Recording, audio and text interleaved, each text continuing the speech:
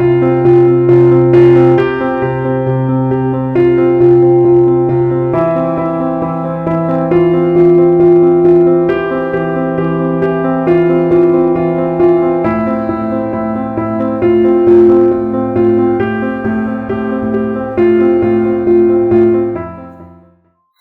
a todos, ¿cómo están? Los saluda el pastor Omar Bengolea de la Iglesia Verdad de Vida aquí en la ciudad de Ayacucho. El día de hoy vamos a continuar con nuestro tema en donde estamos hablando acerca de la verdadera gracia. Amén, amén. Y la semana pasada, el día miércoles, nos habíamos quedado hablando acerca de que Dios no cambia. Dios dice en su palabra, Malaquías capítulo 3, versículo 6, dice, yo no cambio. Él no cambia, Dios no cambia. Amén. Él no cambia. La palabra también habla que Primera de Samuel capítulo 15, versículo 29, que en Él no hay mentira, ni tampoco cambiará el propósito de las cosas que Él ha dicho. Entonces, con estas palabras ya podemos formar una idea de que Dios jamás va a cambiar. Él es el mismo ayer, hoy y por los siglos de los siglos. Amén. La palabra también menciona que Él no es hijo de hombre para que mienta, ni hijo de hombre para que se arrepienta. Él permanece invariable a lo largo de la eternidad. Amén. Él no está cambiando, un día dice algo, después dice otra cosa y esto es así. La palabra misma dice que a causa de que Él no cambia, justamente por esta razón, el pueblo de Israel no ha sido consumido. A pesar de las cosas que ellos hicieron, es que su palabra permanece para siempre y Él prometió que iba a preservar a su pueblo. Y Él siempre es una persona de palabra. Habríamos visto también un poquito cómo en el aspecto de Abraham cuando empezó a interceder por Sodoma y Gomorra, él dijo claramente que, Señor, que sea esta la última vez que hablo. Y cuando él dijo que sea la última vez que hablo, y habló con Dios para que interceder por Sodoma y Gomorra, y después de esto no habló más. No, él no siguió regateando. Él se quedó ahí porque él era hombre de palabra. Él, a lo largo del tiempo que había caminado con Dios, ya se le había pegado la buena costumbre de ser hombre de una sola palabra. Amén. Amén. Dios no anda cambiando ni moviéndose, como les había mencionado también, por modas. Él permanece para siempre y su palabra permanece para siempre. Amén. No es que Dios ya cambió. Y es importante y que podamos entender esto, y parece a veces un chiste porque es obvio que Dios no cambia, pero hay que recordarnos continuamente de que Dios no cambia, porque estas personas de la falsa doctrina de la gracia dicen que Dios ya cambió. O sea, ya cambió. O sea, hacen entrever claramente que Dios cambió, que ya no sirve el Antiguo Testamento, que bueno, lo puedes leer como algo histórico, pero no más, no es necesario. Y esto no es así, porque la palabra misma dice que toda escritura, no el Nuevo Testamento nada más, no solamente Gálatas, no solamente Romanos, no solamente Hebreos, no solamente Primera de Juan, no solamente Apocalipsis, dice toda la escritura. ¿Qué es toda la escritura? Génesis, Números, Deuteronomios, también Salmos, Proverbios, Daniel, Malaquías, Zacarías, Primera de Reyes, toda la escritura, el completo del Antiguo Testamento y el completo del Nuevo Testamento es válida. Toda escritura es útil para enseñar, redarguir, instruir en justicia. Eso es así. Esto nunca va a variar. La palabra misma dice, el cielo y la tierra pasarán, mas mis palabras no pasarán. Lo que Él dijo en el Antiguo Testamento sigue siendo válido, hermanos, en Cristo Jesús. Cuando usted lo ve desde el foco de vista correcto, o desde el lente espiritual correcto, usted va a poder comprender la intención correcta con la cual fue dada esa palabra. Por eso hablamos también de la guía del Espíritu. Amén. Amén. Pero ahora que sabemos que Dios no cambia, y creo que no hay duda en esto, vamos a empezar a ver cómo, si Dios no cambia, cómo funciona esto del antiguo pacto, de la ley, qué influencia viene a tener ahora en nosotros, no tiene ya influencia en nosotros, para qué sirve, si ya no sirve, porque esta falsa doctrina dice que ya no sirve. Ya, ok, así que vamos a entrar ahora el tema de el antiguo pacto. Vamos a comprender a la luz de la palabra cómo se debe entender correctamente desde el punto de vista de un creyente actual de esta época, cómo debe de ver la palabra de Dios, el antiguo pacto, la ley, cómo se comprende. Vamos a explicar esos versículos que hablan en Romanos acerca de que ya no estamos bajo la ley, acerca de que gracias a la ley conocemos el pecado. Vamos a explicarlo y vamos a ponerlo en el contexto verdadero gracias al Espíritu Santo. Amén. Amén. Así que esta vez este tema del antiguo pacto es un tema pero bastante complejo, y vamos a comer carne. Ya eso ya no es vianda espiritual, es carne. Amén. Así que quiero esta vez orar antes de comenzar para que se dé cuenta la importancia del tema que en este momento vamos a tocar. Por favor, acompáñeme en una oración.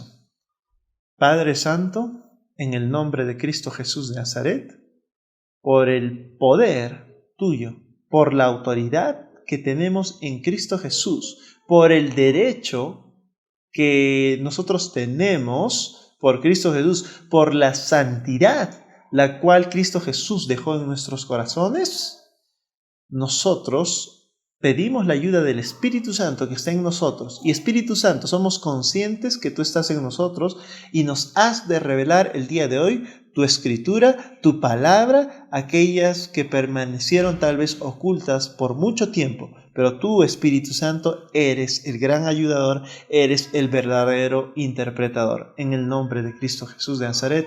Amén. Amén. Bueno, vamos a tocar por fin este tema del antiguo pacto. Y el primer subpunto dentro del antiguo pacto es las cosas básicas. La ley, me estoy refiriendo al antiguo pacto, todo lo que conlleva. Usualmente se le dice la ley porque en esta están implícitas también los 10 mandamientos. Y aparte de los 10 mandamientos hay otras cosas más, donde está involucrada por ejemplo, los sacrificios y todas estas cosas. ¿Ok? Me refiero a esto como la ley. La ley viene a ser la primaria. Escúcheme bien. La primaria o las cosas básicas. ¿Por qué he hecho esta comparación? Porque de esta manera usted va a poder darse cuenta que usted no desecha las cosas que ha aprendido en primaria. Si bien es cierto, son cosas bastante básicas las que aprende usted en primaria o en jardín, si así lo quiere poner usted, pero no las desecha. Nadie es tan loco para decir, cuando está en la secundaria, decir, no, la primaria no sirve. Hay que eliminar la primaria, porque ahora estamos en secundaria y no sirve nada de lo que está en la primaria. No. Aún cuando estés en la universidad, aún cuando estés haciendo una maestría, un posgrado y títulos que puedan inventar, siempre te va a servir la primaria porque es la base, es donde aprendiste la suma, es donde aprendiste la multiplicación, es donde aprendiste la división. No creo que haya aquí alguien mayor que diga, no, ya se elimina la primaria. ¿Y dónde queda la suma? ¿Y dónde queda la división? Justamente a causa de no entender bien la primaria, es que muchas personas tienen problemas en la secundaria y muchas personas tienen problemas en la universidad. ¿Por qué? No aprendieron correctamente la suma, no aprendieron correctamente la división, y cuando se enfrentan a problemas mayores, porque es cierto que en la secundaria y en educación superior va a encontrar usted problemas mayores, no saben cómo afrontarlos. Entonces le dan una solución acorde a lo que ellos piensan. Se inventan fórmulas, se inventan cómo debería procederse, no entienden qué es lo que pasó. Hermano en Cristo Jesús, si usted quiere aprender acerca de la teoría de la relatividad, usted va a tener que aprender mucho de física. Va a empezar por la física básica y poco a poco va a ir aprendiendo más y más. Física, matemática y muchos cursos o muchas materias. Pero desde lo básico. No puede usted darse un salto y, ya estoy aquí. No sabe sumar, no sabe restar. No entiende por qué se suma, no entiende por qué se resta. Todo lo hace por memoria. Entonces, si no entiende, no comprende las cosas básicas, ¿cómo va a entender las cosas más avanzadas? ¿Y por qué hablo de esto? ¿Y por qué hago esta comparación como la ley? Porque acompáñeme a Gálatas. Uy, gloria a Dios. En Gálatas, Dios nos revela algo muy, pero muy grande con referente a lo que es la ley. Gálatas, el capítulo... Gálatas, el capítulo...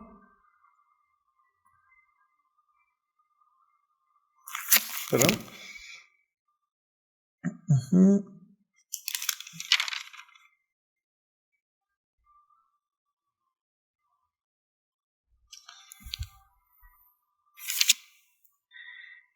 Capítulo 3, versículo 23. Amén.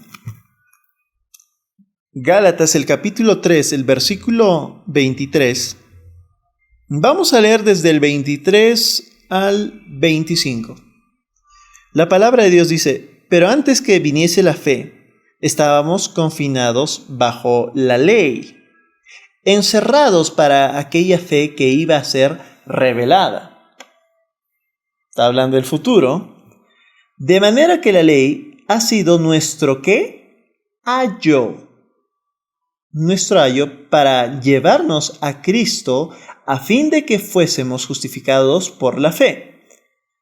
Pero venida la fe ya no estamos bajo ayo.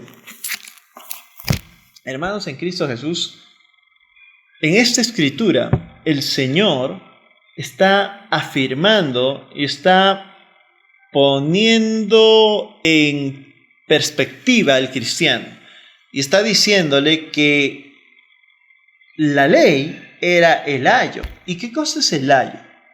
Si usted tiene un diccionario en mano, puede ir a buscarlo. Si no, es muy sencillo. Vaya y en Google, en el buscador Google, ponga qué significa ayo. Y va a encontrar que el ayo significa la base, las cosas iniciales, las cosas fundamentales. Es la primaria, hermanos, en Cristo Jesús. Si bien es cierto, usted no está en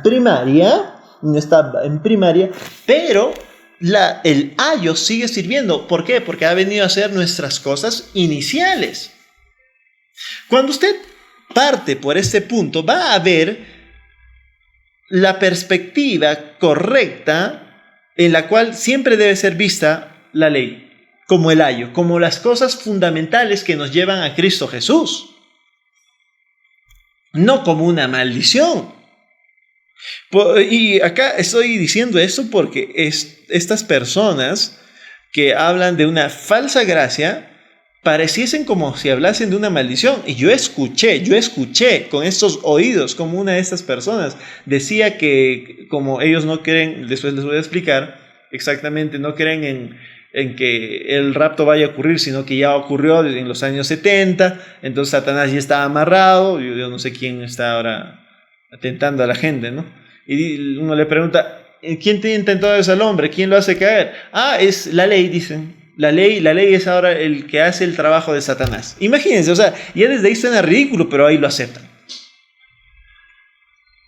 Pero la palabra de Dios no dice que la ley ahora es el que te hace caer, sino dice que la ley ha venido a ser ¿qué cosa de nosotros? Nuestro ayo. Las cosas fundamentales, las cosas iniciales. Acompáñeme a Romanos, capítulo 8, el versículo